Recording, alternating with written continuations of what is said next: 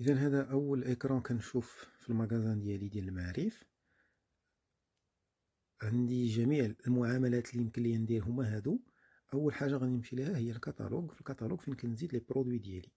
لي برودوي يمكن لك تزيدهم في اكسل، انك تامبورتي واحد الاكسل اذا ديجا عندك الليسته كامله، والا غتقدر تزيد لي برودوي ديالك بواحد بواحد.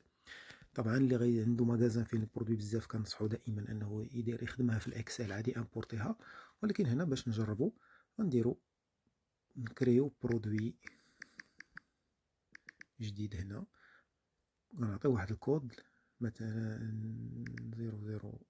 00 اللي هو هذا الكود. هذا هو كود بار اللي اذا كان عندي الدوشات ديال الكود بار، سكانر ديال الكود بار، غيمكن ليا اوتوماتيكمون ندخل لي برودوي بالسكان ديال الكود بار.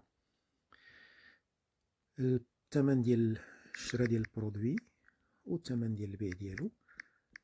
الا ما بغيتش ندخل الثمن ديال الشراء ديال البرودوي بشحال شريتو ماشي مشكل، غير هو ما غادي ستوكي ما غاديش يقول لي شحال الربح البينيفيس، ما يقدرش يعطيني الربح ديالي. واذا كان عند ستوكي عنده الثمن ديال الشراء بشحال مشري البرودوي غيقدر يكالكولي الربح ويعطيك الربح ديالك في النهار، في الشهر، في العام. لا كونتيتي حتى هي اذا ما كانش عندك ماشي مشكل، تقدر دير تو سامبلومون زيرو وتكري البرودوي.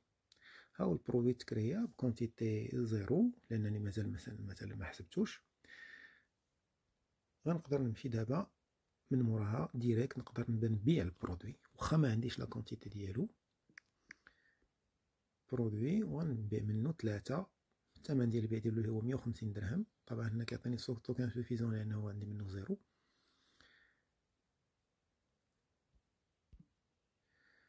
وهنا البرودوي ديالي تباع.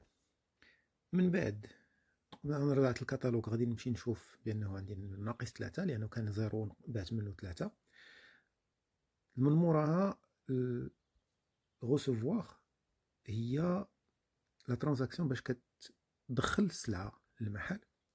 اذا بغيت نشري من برودوي 001 غندخل منه 10 مثلا،